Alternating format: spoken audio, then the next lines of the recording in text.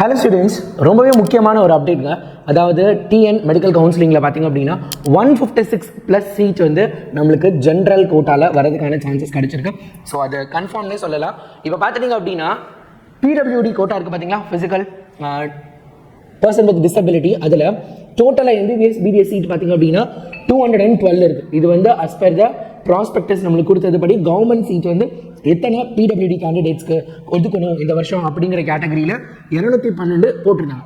இப்போ eligible candidates, அதாவது நம்மளுக்கு பார்த்தீங்க அப்படின்னா எலிஜிபிள் கேண்டிடேட் பார்த்தீங்கன்னா வெறும் 56 கேண்டிடேட்ஸ் தான் எலிஜிபிளாக இருக்காங்க. அப்போ ரிமைனிங் 156 இதை சப்ராக்ட் பண்ணுறப்ப 156+ வில் பி ஜென்ரல்.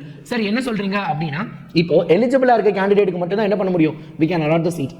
அதாவது 30ஆம் தேதி நடக்கக்கூடிய ஆஃப்லைன் கவுன்சிலிங்கில் இந்த 56 பேருக்கு பார்த்தீங்க அப்படின்னா அலாட்மெண்ட் லெட்டர் கொடுப்பாங்க.